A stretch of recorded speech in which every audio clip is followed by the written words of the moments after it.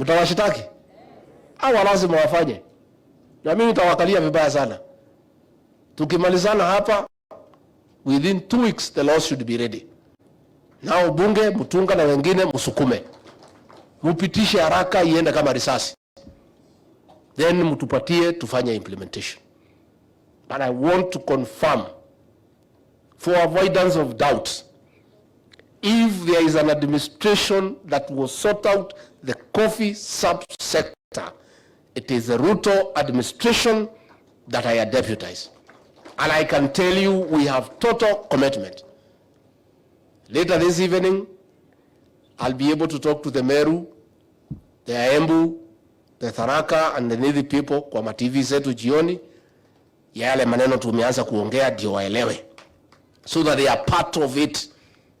Then on Sunday from Meru hii nitakuwa na kelele hapa pia niongeleshe wale wengine, so that we bring everybody on board, so that we have the support.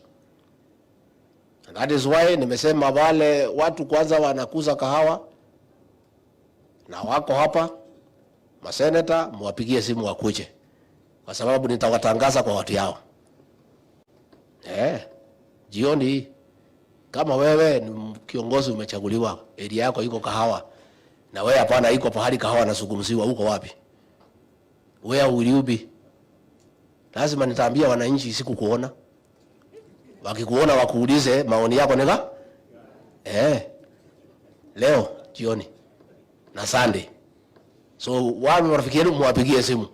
Nitawashitaki kwa raia. Because if you are not here, how will you support the recommendation in the National Assembly and in the Senate? Why don't you come here? We talk together, so that ikija pale ni kusema yes, si ndio? So muwapigie simu wakuje.